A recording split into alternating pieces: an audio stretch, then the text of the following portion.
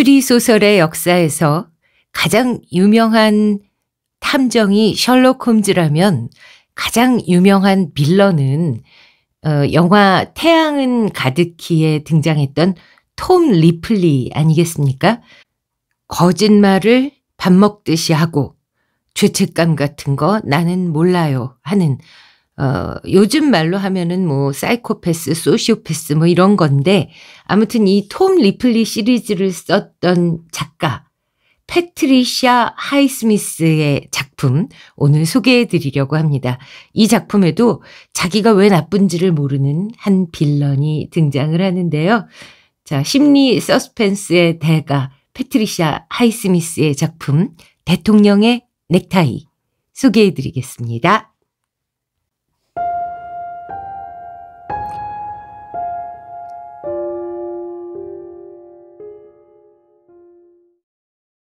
패트리샤 하이스미스 추리 소설 우드로 윌슨 대통령의 넥타이.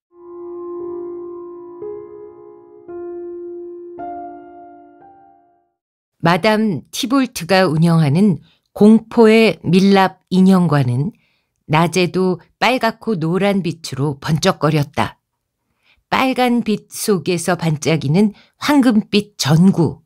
이것이 노란 빛을 발했고 이 빛들이 사람들의 눈길을 이끌고 이곳에 붙잡아 두었다. 클라이브 윌크스는 이 전시관의 안팎을 다 좋아했다. 그는 청과물 상점의 배달원이었는데 배달 시간이 예상보다 오래 걸린 데 대한 핑계를 찾아내는 일이 너무나 쉬웠다.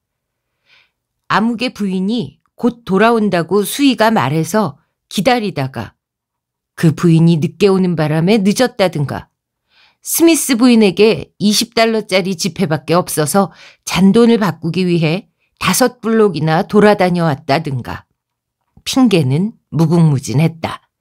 그런 시간을 일주일에 한두 번은 만들 수 있었다.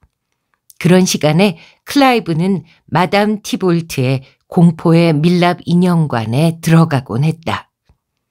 전시관 안에 들어가면 어두운 통로가 나타났고 물론 이것은 분위기 조성을 위한 조치였다. 다음에는 왼쪽에 피비린내 나는 살인 현장이 바로 나타났다.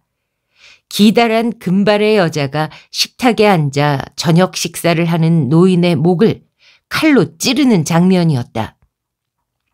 저녁 식사로는 밀랍으로 만들어진 소시지 2개와 절인 양배추가 차려져 있었다. 다음에는 린드버그 아들 유괴 사건 장면이 연출돼 있었다. 하우프트만이 사다리를 타고 유아실 창밖으로 도망가는 장면으로 아이를 들고 있는 그의 상반신이 창밖으로 보였다. 참고로요, 여기 등장하는 린드버그 아들 유괴 사건의 범인 하우프트만 이 모든 것은 실제 사건과 등장인물들입니다. 그리고 마라가 암살 범인 샬롯이 옆에서 지켜보는 가운데 목욕하는 장면이 있었고 크리스티가 스타킹으로 여인을 목졸라 죽이는 장면도 연출되어 있었다. 클라이브는 이러한 장면들을 모두 좋아했고 몇 번을 봐도 진력이 나질 않았다.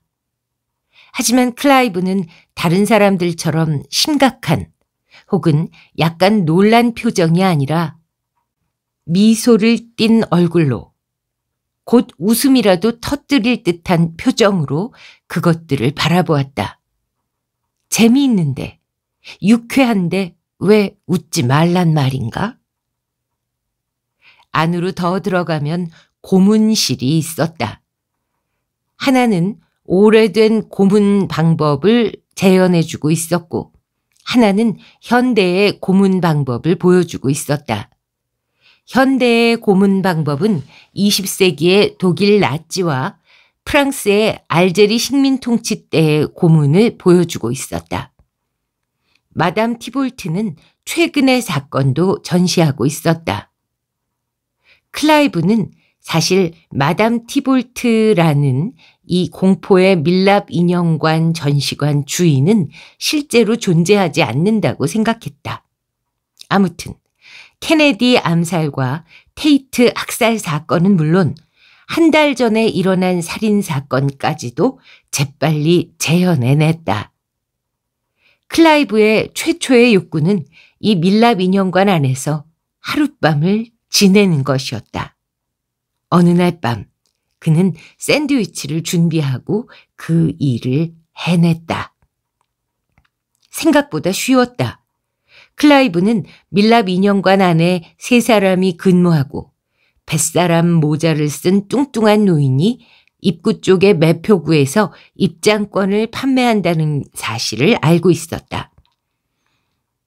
내부에서 일하는 3사람은 남자 2명, 여자 1명이었다. 구불구불한 갈색 머리에 안경을 낀 40대 여자는 뚱뚱했고 밀랍 인형관 전시가 시작되는 어두운 복도 끝에서 입장권을 받는 역할을 했다. 그리고 2 남자 중 키가 큰 쪽이 큰 소리로 안내를 했다. 마담 티볼트가 우수한 밀랍 인형 예술로 표현한 이 살인자의 광신적인 표정을 좀 보십시오. 등등등. 그러나 손님 중에 절반도 그의 말에 귀를 기울이지 않았다. 다른 남자는 검은 머리에 안경을 끼고 있었고 이곳저곳 돌아다니다가 진열대 위로 올라가는 어린애들을 쫓든가 소매치기를 감시하든가 컴컴한 곳에서 여자가 습격받지 않도록 보호하는 일을 하는 것 같았다. 하지만 클라이브는 그가 무슨 일을 하는지를 정확히 알 수는 없었다. 클라이브는 컴컴하고 구석진 곳에 쉽게 숨어 있을 수 있다는 사실을 알아냈다. 또한 밀랍 인형관은 오후 9시 30분에 문을 닫기 때문에 9시 15분이 되면 사람들을 천천히 내보내기 시작하는 것도 조사해냈다. 그리고 하루는 문을 닫는 마지막 순간까지 늦게 남아있으면서 한쪽 구석에 있는 문 뒤쪽으로 종업원들을 위한 탈의실이 있고 그 안에는 화장실도 있다는 사실을 알아냈다. 11월의 어느 날 밤, 클라이브는 컴컴한 구석에 몸을 숨기고 퇴근하려는 3사람이 나누는 얘기를 엿들었다. 여자. 이 여자의 이름이 밀드레드라는 사실을 처음 알았다.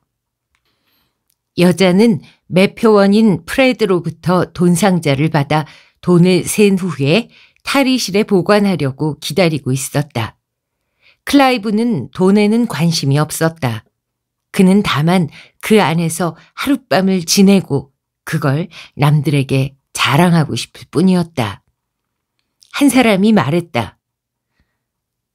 안녕 밀드레드, 내일 봅시다. 할 일이 더 있어요? 나는 가야겠어. 아니, 나도 가야겠어. 피곤해. 그래도 오늘 밤 드래곤맨은 봐야지. 드래곤맨을 보든 말든 마음대로 하구려.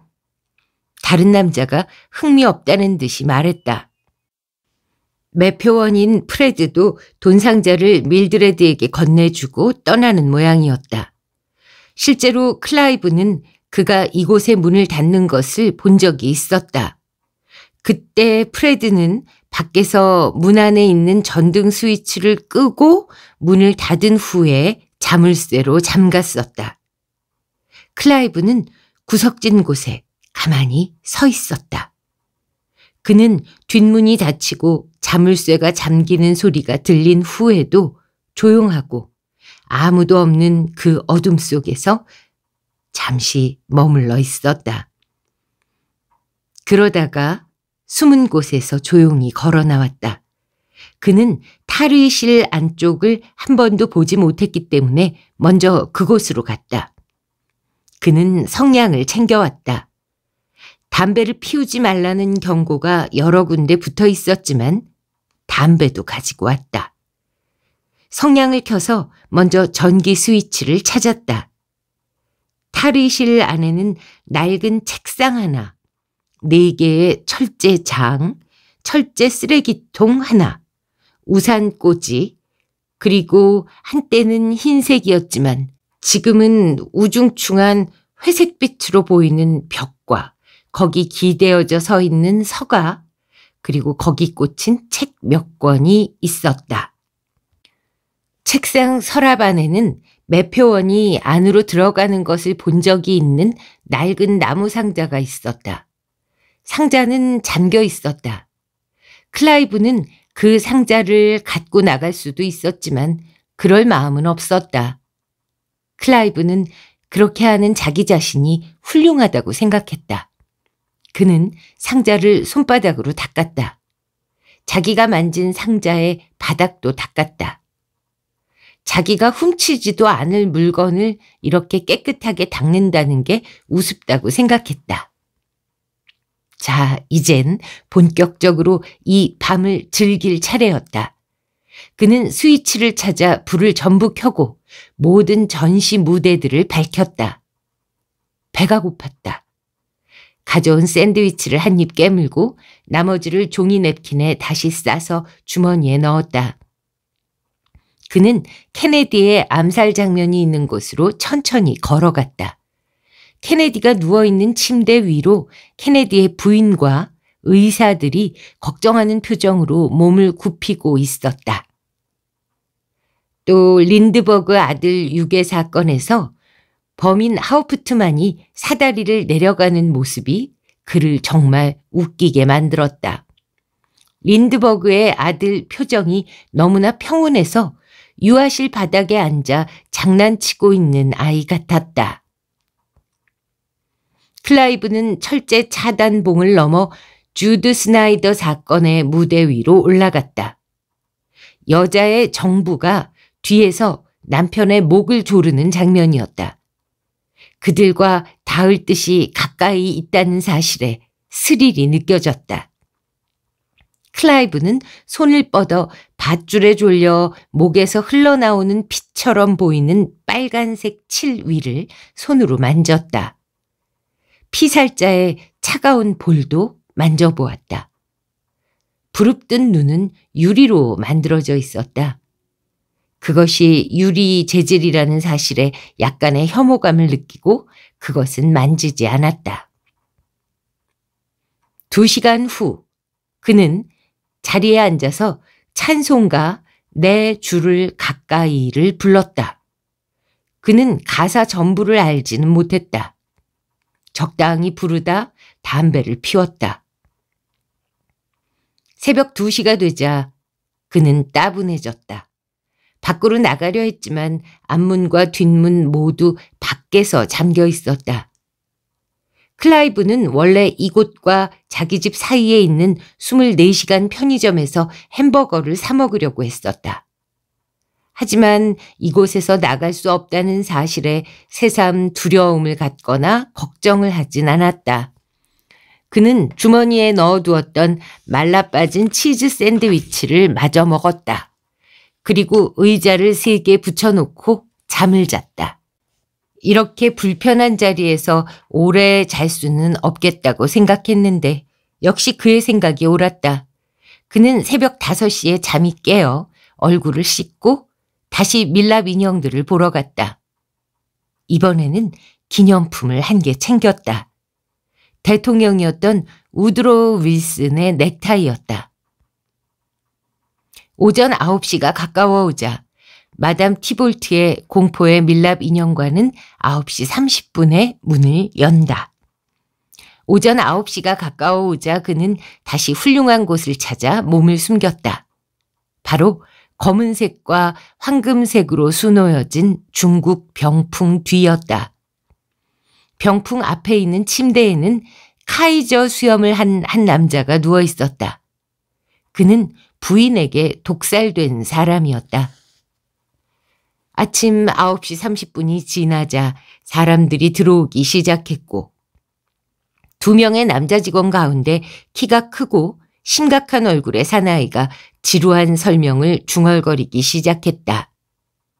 그는 10시가 조금 지나 안전하다고 생각될 때 사람들 속에 섞였다가 우드로우 윌슨의 넥타이를 말아서 주머니에 넣고 밖으로 나왔다.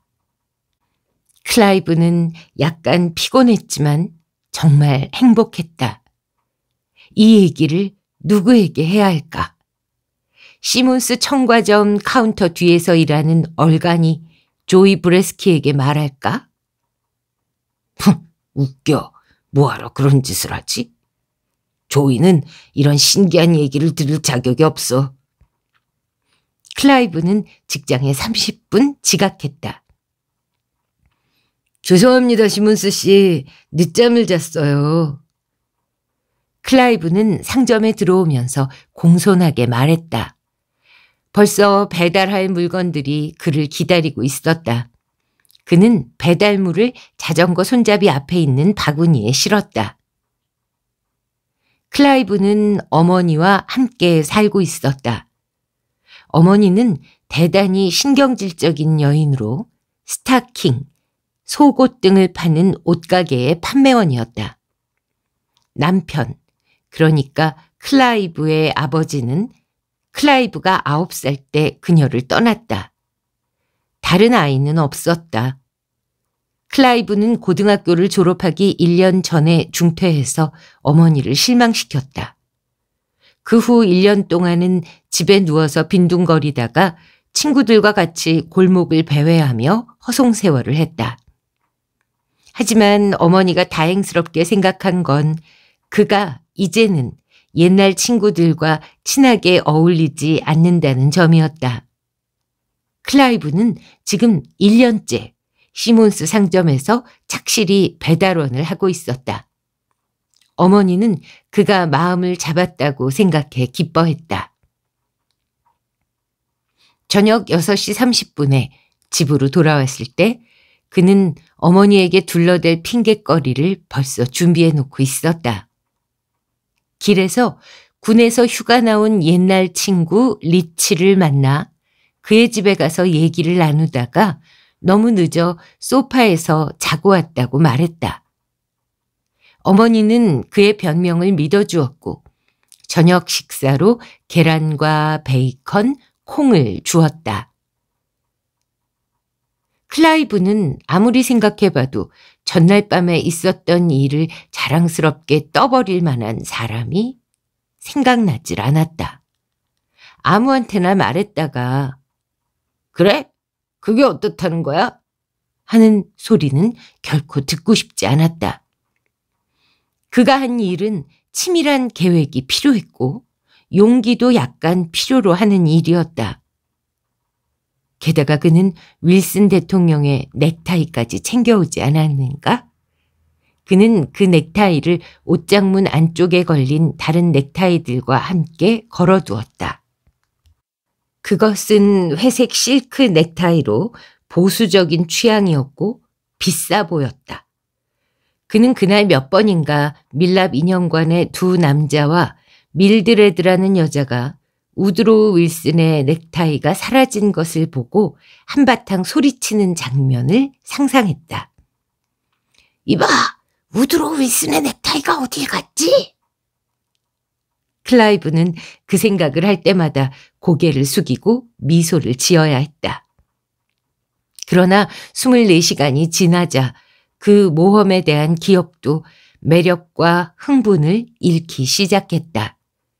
클라이브는 마담 티볼트의 공포의 밀랍 인형관 앞을 지나갈 때만 다시 그 흥분을 조금 느낄 수 있었다. 그런 일은 하루에 2~3번 있었다. 그 안에 있는 살인 장면들과 사람들이 그것을 바보같이 입을 벌리고 쳐다보고 있는 모습을 상상하노라면 그의 심장이 고동치며 피가 빨리 도는 것 같았다. 하지만 클라이브는 입장권을 사가지고 들어가서 우드로우 윌슨이 넥타이가 없이 셔츠 단추를 푼 채 있는 모습을 보지는 않았다. 그 입장권은 65센트나 했다. 클라이브에게는 그날 오후 내내 다른 생각이 떠올랐다. 사람들의 눈에 금방 띄어 정신이 번쩍 들게 할 만한 아주 멋진 생각이었다. 막 배달을 마치고 밀랍 인형관 쪽으로 자전거 페달을 힘껏 밟던 클라이브는 떠오르는 생각에 억지로 웃음을 참느라 배가 아플 지경이었다. 그는 이틀 내내 한 가지 생각에만 빠져 있었다. 그는 동네 스낵바에 가서 친구들과 맥주를 마시며 핀볼 게임을 했다. 핀볼 게임기에 번쩍거리는 불이 들어와 있었다. 두 사람이 경쟁을 하면 더욱 재미있습니다 하는 글귀였다. 클라이브는 구슬이 튕길 때마다 점수가 올라가는 걸 바라보면서도 마담 티볼트의 공포의 밀랍 인형관만을 떠올렸다. 무지개색 주크박스에 동전을 넣었을 때도 마찬가지였다. 그는 마담 티볼트의 공포의 밀랍 인형관에서 할 일만 생각하게 됐다. 두 번째 날, 어머니와 저녁을 먹은 후에 그는 밀랍 인형관에 표를 샀다. 표를 파는 늙은이 프레드는 잔돈을 거슬러 주고 입장권 반쪽을 찢기에는 너무 바빠 입장객의 얼굴을 일일이 살펴볼 틈이 없었다. 잘된 일이었다. 그는 저녁 9시에 입장했다. 전시품들은 전처럼 매력적이지 못했다. 우드로 윌슨은 아직도 넥타이를 매고 있지 않았다. 사람들이 지금까지 그 사실을 발견하지 못했다는 사실에 미소를 머금었다. 그는 심각한 표정에 소매치기 파수꾼이, 그러니까 돌아다니며 염탐하는 그 녀석이 지난번에 마지막으로 퇴근했던 것을 생각하고 그가 열쇠를 가지고 있으리라고 짐작했다. 따라서 그를 맨 나중에 처리해야 했다. 제일 먼저 죽일 사람은 여자였다. 클라이브는 입장객들이 나가는 동안 전에 숨었던 곳에 몸을 숨겼다. 밀드레드가 옷과 모자를 걸치고 안에 있는 사람한테 뭐라고 짓거리다가 뒷문으로 나가려고 자기 앞을 지나갈 때 클라이브는 뒤에서 그녀의 목을 팔로 조였다. 그녀는 아주 작게 억 하는 소리만 냈을 뿐이었다. 클라이브는 다시 손으로 목을 졸라 억 소리조차 지르지 못하게 했다. 그녀는 곧 축 늘어졌다. 그녀를 탈의실 옆에 있는 구석진 곳으로 끌고 갔다. 그는 빈 상자를 넘어뜨렸지만 다른 두 남자의 주의를 끌 만큼 큰 소리는 나지 않았다. 밀드레드는 갔어? 한 사람이 물었다. 사무실에 있는 것 같아. 없는데? 나도 퇴근해야겠다. 목소리의 임자가 클라이브가 숨어있는 복도를 통해 불이 아직도 켜져 있는 탈의실로 와서 안을 들여다보고 말했다. 키가 큰 안내원이었다. 그때 클라이브는 숨었던 곳에서 뛰쳐나와 똑같은 방법으로 그의 목을 조였다. 그가 몸부림치는 바람에 이번에는 힘이 더 들었다. 하지만 비록 클라이브의 팔이 가늘어도 그는 매우 강했다. 클라이브는 그의 머리를 마룻바닥에 연거푸 찍었다. 그 소리를 듣고 두 번째 남자가 다가왔다. 무슨 일이야?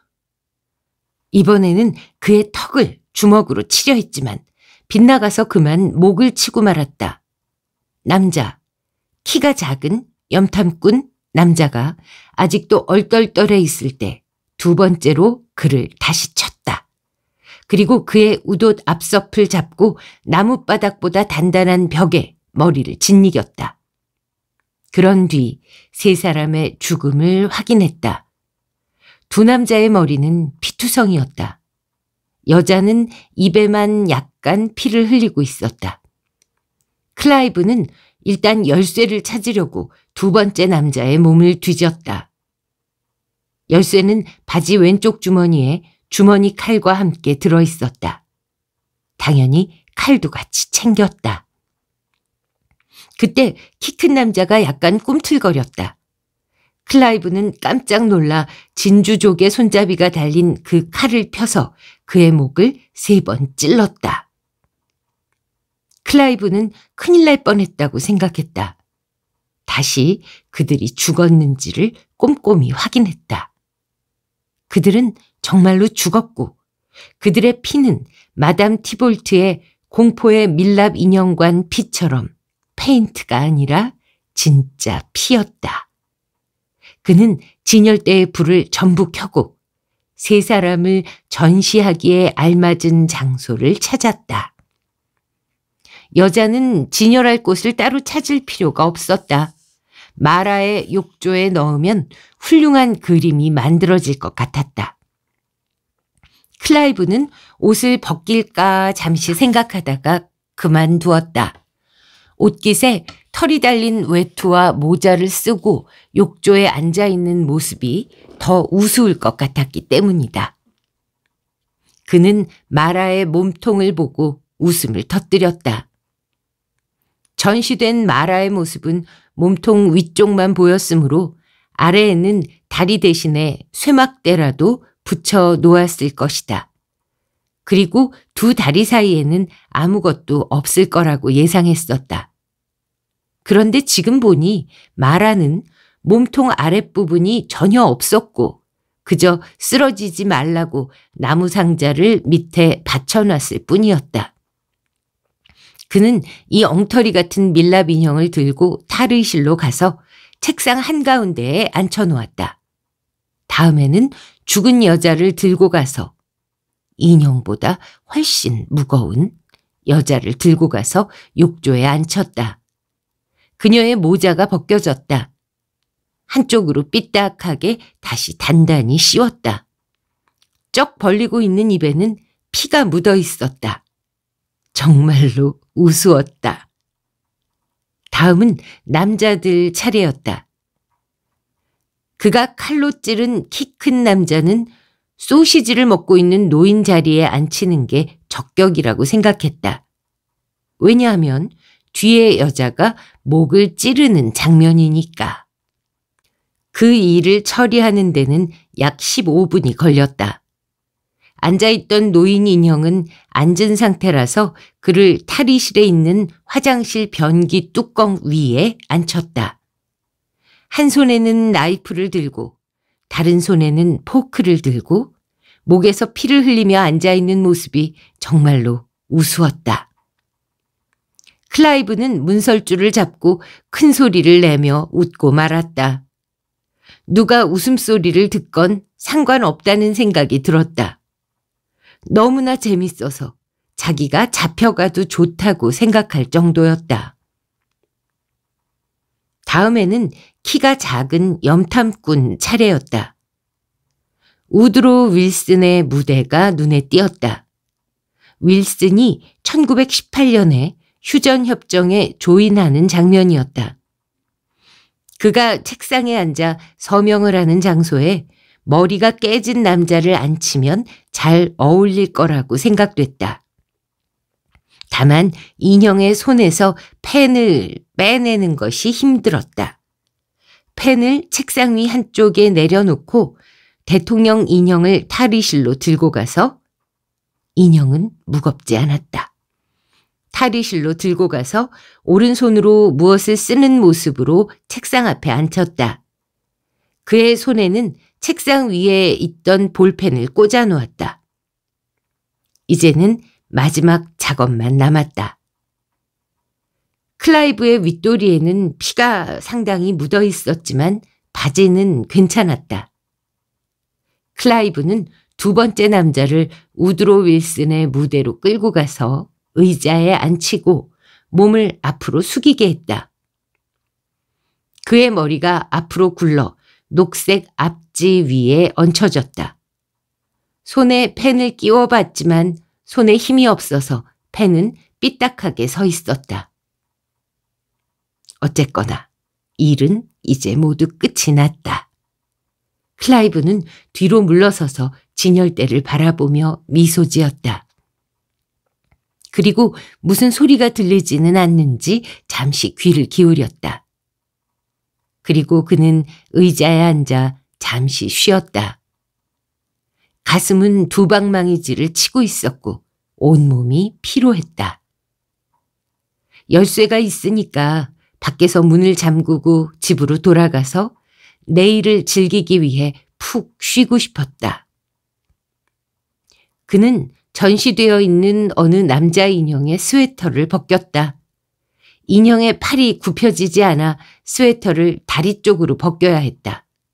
스웨터의 목 부분이 그 바람에 늘어졌지만 그건 어쩔 수 없었다.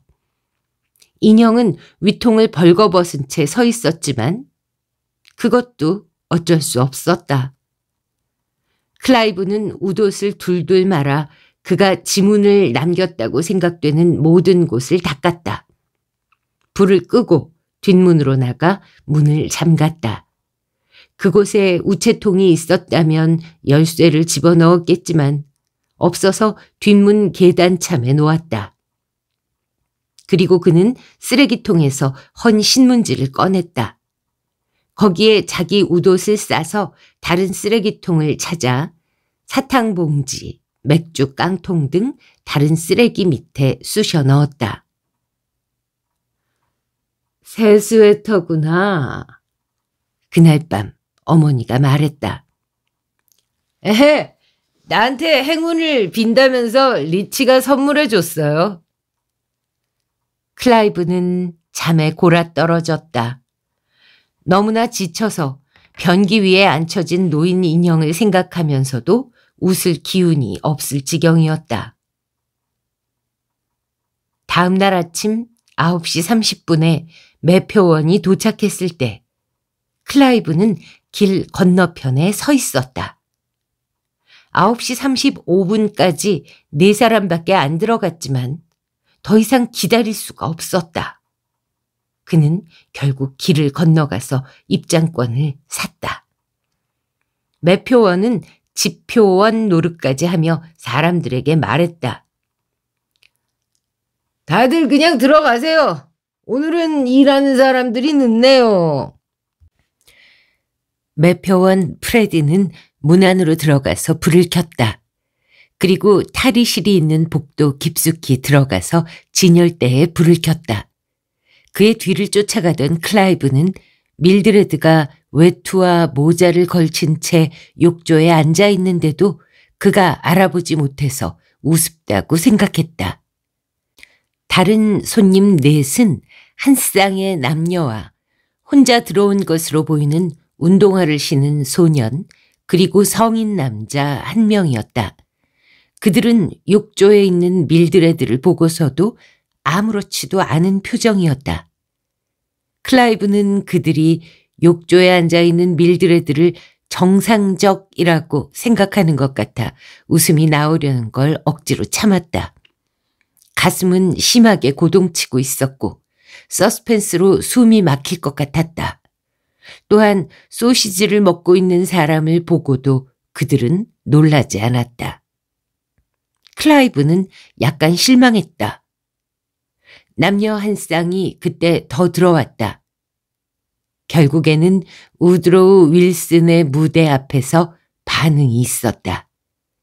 여자가 남자의 팔에 매달리며 이렇게 물었다. 휴전협정이 조인됐을 때 누가 총에 맞았나요? 글쎄 모르겠어요. 그렇지 않았던 것 같은데. 남자가 자신 없게 대답했다. 클라이브는 역시 웃음을 참느라 가슴이 터질 것만 같았다. 그는 웃음을 자제하려고 몸을 돌렸다. 여기 있는 사람 가운데 자기 혼자만이 역사를 전부 알고 있는 것 같았다. 이제 진짜 피는 벽돌색으로 변해 있었다. 녹색의 앞지에는 피가 묻어 있었고 책상 가장자리에는 피가 흐른 자국이 남아 있었다. 잠시 후 밀드레드가 있는 곳에서 여자의 비명소리가 들렸다. 한 남자의 웃음소리가 잠깐 들렸다. 그러다 갑자기 일이 터졌다. 다시 여자가 비명을 지르는 것과 동시에 남자도 고함을 쳤다. 하느님 맙소사, 이건 진짜야. 클라이브의 눈에는 소시지의 얼굴을 받고 있는 시체를 조사하러 무대에 올라가는 남자의 모습이 보였다. 이건 진짜 피야! 사람이 정말로 죽었어! 구경하던 남자 하나가 기절해서 바닥에 쓰러졌다. 매표원이 뛰어들어왔다. 왜들 소란이야? 시체들이 있어요. 진짜 시체들이요. 매표원이 마라의 욕조를 바라보더니 놀라서 펄쩍 뛰었다. 그는 비로소 밀드레드의 존재를 알아챈 것이다. 여기도 한 사람 있어요. 여기도 있어요. 하느님, 경찰에 전화를 해야겠어.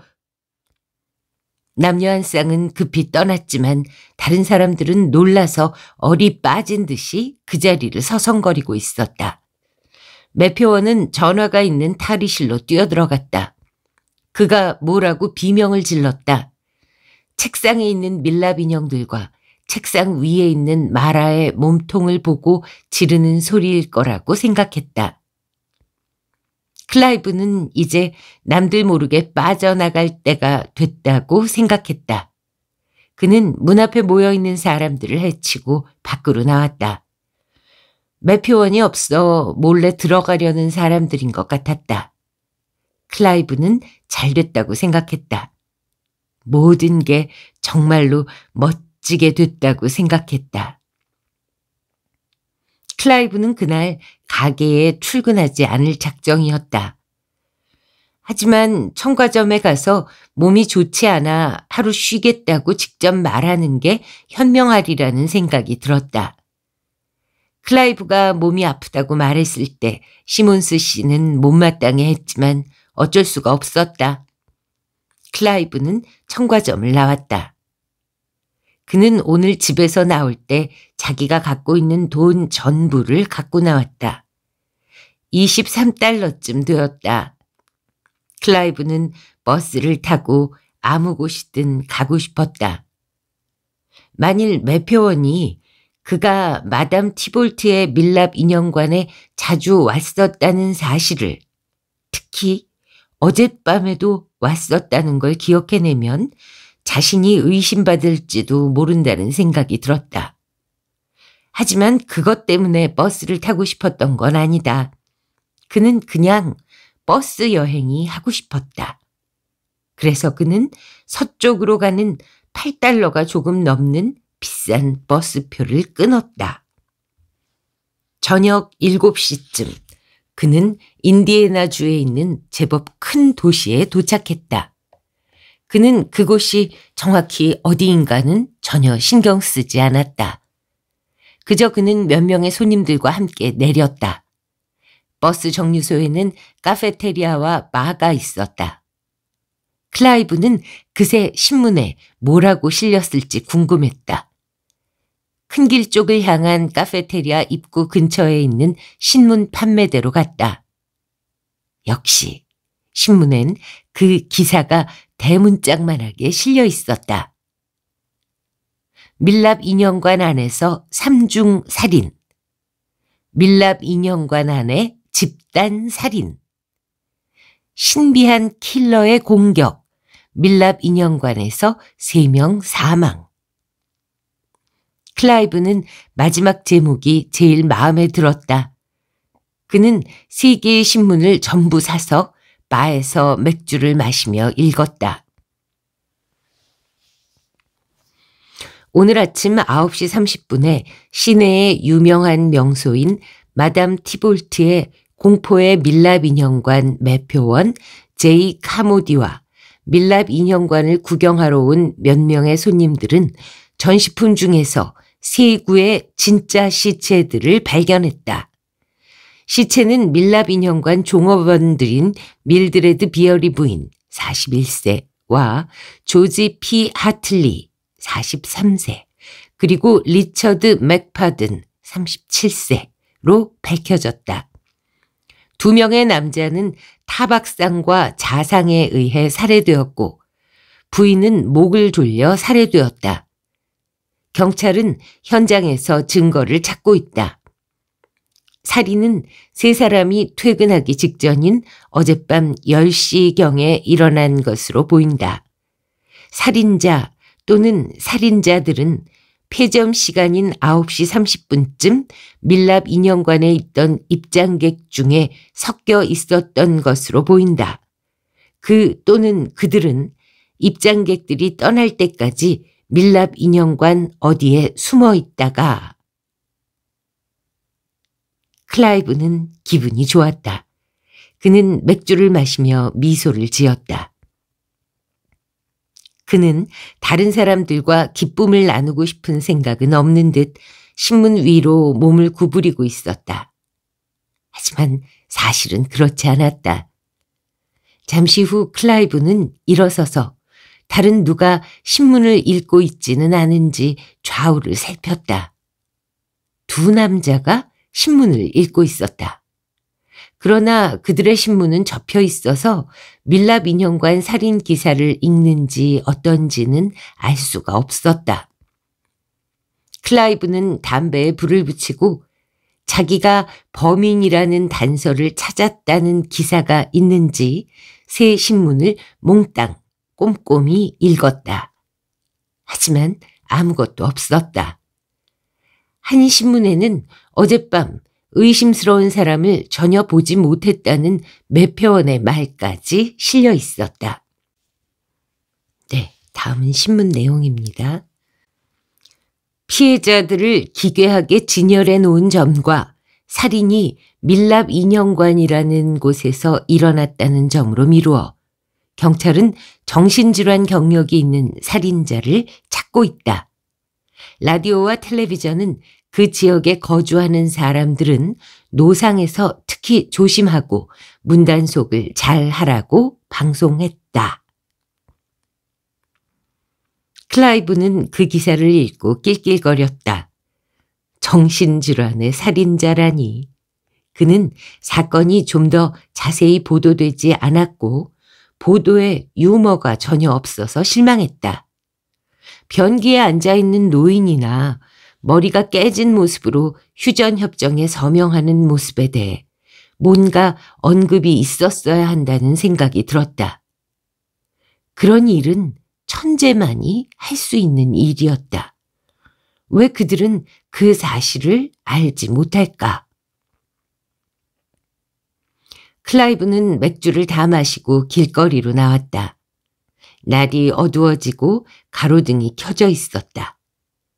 그는 본래 낯선 도시를 둘러보며 윈도우 쇼핑하기를 좋아했다. 그러나 그는 햄버거집을 찾고 있었고 첫 번째 발견한 햄버거 식당에 들어갔다.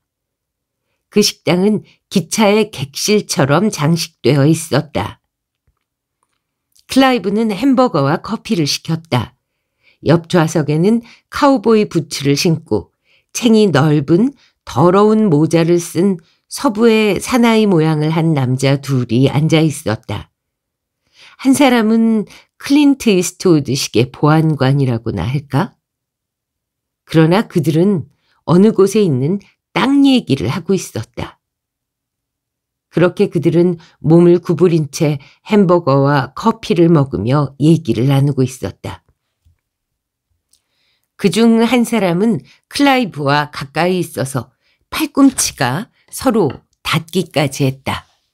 클라이브는 냅킨통으로 신문을 받쳐 세우고 기사를 다시 읽었다. 한 사람이 냅킨을 전해달라고 해서 신문 읽는 걸 좀 방해했지만 클라이브는 미소를 띠며 다정하게 말했다. 밀랍 인형관의 살인 얘기를 읽으셨습니까? 남자는 잠깐 무슨 말인지 못 알아듣는 표정을 짓다가 말했다. 신문에서 제목은 봤어. 누가 거기서 일하는 3사람을 죽였어요. 이거 봐요. 한 신문에는 사진이 실렸지만 시체들을 바닥에 줄지어 놓고 찍은 사진이라 실감이 나질 않았다. 그는 밀드레드가 욕조에 앉아있는 사진이라면 훨씬 더 좋았을 거라고 생각했다. 그래, 봤어. 서부의 사나이는 클라이브와 말하기 싫은 듯 물러나 앉았다. 시체들이 밀랍 인형처럼 무대에 장식돼 있었어요. 신문 기사에는 그렇게 났는데 신문에 그런 사진은 안 실렸네요. 알았다고. 서부의 사나이는 계속해서 식사에만 열중했다. 클라이브는 배반당하고 모욕당한 기분이 들었다. 신문으로 향하는 그의 얼굴이 약간 달아올랐다. 화가 나서 밀랍 인형관 앞을 지나갈 때처럼 가슴이 빨리 뛰었다. 하지만 그때처럼 기분 좋은 떨림이 아니었다. 그럼에도 불구하고 클라이브는 여전히 미소를 짓는 얼굴로 왼쪽에 있는 남자에게 다시 몸을 돌리며 신문을 가리켰다. 내가 그 얘기를 하는 이유는 이 일을 내가 했기 때문이에요. 이거 내가 한 일이에요. 이봐 젊은이, 우릴 좀 조용히 놔둬. 우리가 자네를 귀찮게 하지 않았으니까 자네도 우릴 귀찮게 하지 말라고. 그는 관심 없다는 듯 말하고는 낮게 웃으며 같이 온 친구를 바라보았다.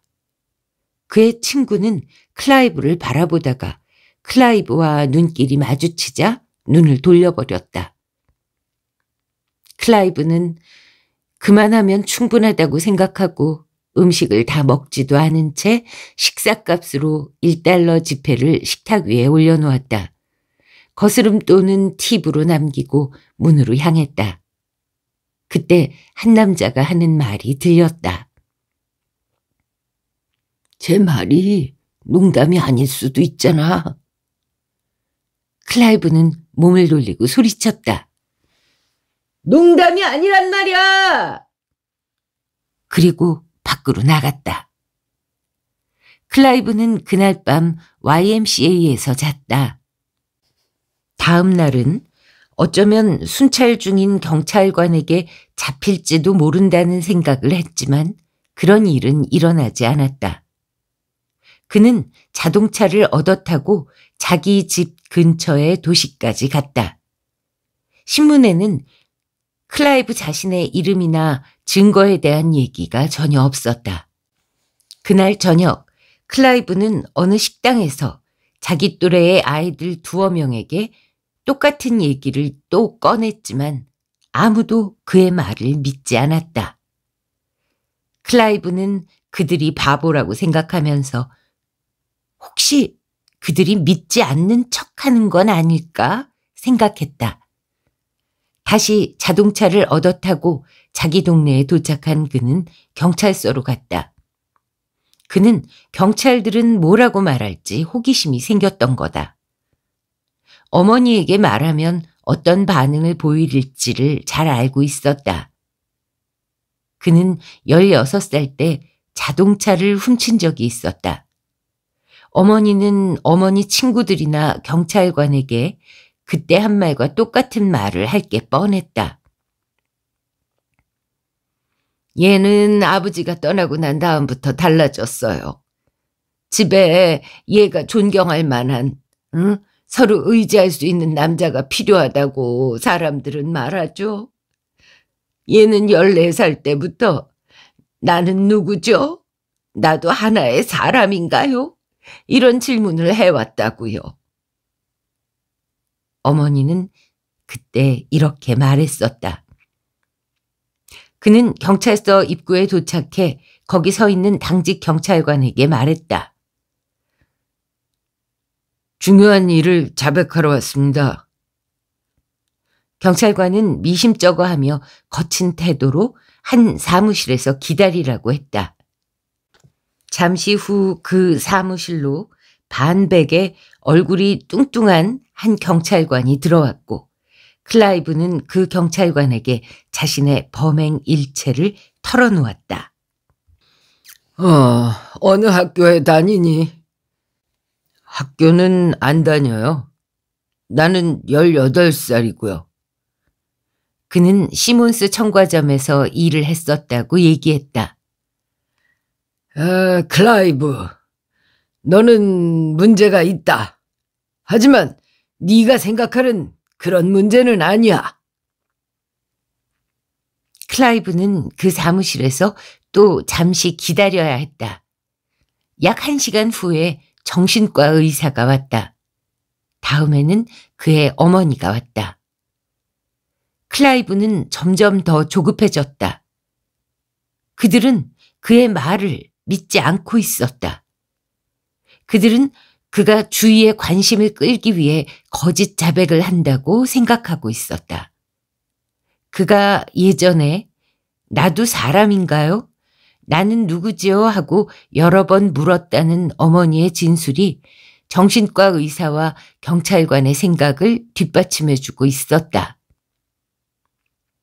클라이브는 앞으로 일주일에 2번씩 정신과 치료를 받으러 어느 곳으로 나오라는 지시를 받았다. 그는 화가 머리 끝까지 치솟았다. 그래서 그는 시몬스 청과점 일도 때려치웠다. 하지만 돈은 필요했기 때문에 다른 곳에서 배달부 일을 얻었다. 그는 자전거를 잘 타고 거스름돈을 떼어먹지 않아서 의외로 쉽게 취직할 수 있었다.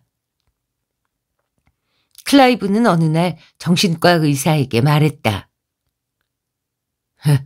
당신들은 아직 범인을 못 찾았죠?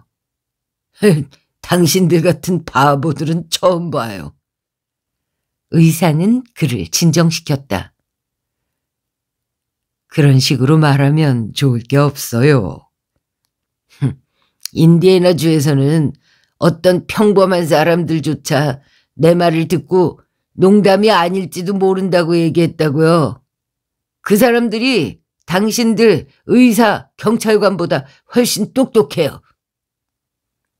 정신과 의사는 미소만 지었다. 클라이브는 화가 미친 듯이 끌어올랐다.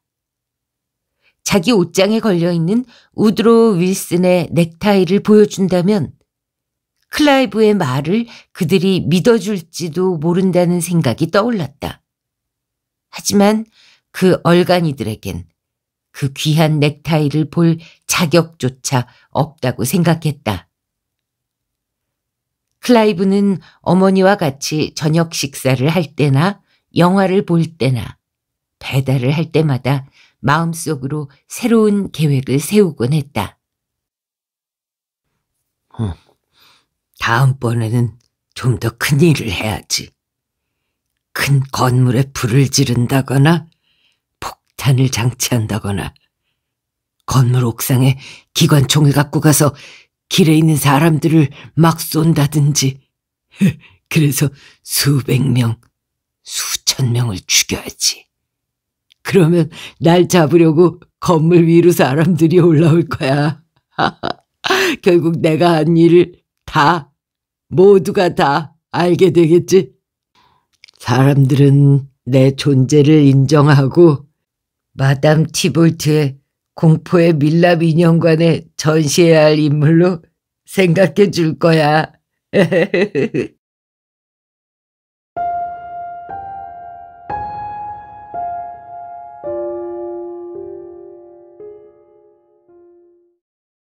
네, 어떻게 들으셨습니까? 영화 태양은 가득히의 원작인 톰 리플리 시리즈를 패트리시아 하이스미스가 썼던 것이 1957년도의 일이라고 합니다. 대단하죠? 당대의 그 서스펜스의 여왕으로 불렸다고 하는데요. 그녀가 1970년대 후반에 썼던 EQMM, 엘러리 퀸 미스터리 매거진에 썼던 작품입니다. 실제 현실에서는 이런 빌런들이 사라져야 하고 있어서는 안 되겠지만 작품 속에서는 참 재밌게 느껴집니다. 그래도 되죠? 네, 잔인한 작품 싫어하시는 분들은 또 안잡이 끔찍한 거 골라왔네 하고 불쾌하실 수도 있겠는데요. 죄송합니다. 근데 저는 굉장히 재미있게 읽었거든요. 여러분의 의견 어떠신지 댓글로 써주시고요. 네, 그리고 댓글, 좋아요는 안잡이 채널에 정말 큰 힘이 됩니다. 좋아요, 구독, 댓글, 알림 설정, 또 친구들에게 공유 해주시는 것 큰 도움 되니까요. 기억해 주시고요. 또 오늘은 새 작품이 안 올라오네. 기다리기 지루해 하시면 안잡이 채널로 직접 오셔서요. 그 재생 목록 혹은 팟캐스트에 그동안 낭독한 소설들이 꽤 많이 있습니다. 항목별로 묶여서 있으니까요. 네, 거기서 찾아서 예전 작품들 찾아 들어보시는 재미도 있지 않을까 소소한 홍보를 해보면서 네, 물러가겠습니다. 여러분 지금 어디에서 누구와 어떻게 어떤 방식으로 들으셨는지 모르겠지만 계신 그곳에서 행복하시고 아픔이 없으시기를 바라겠습니다. 감사합니다.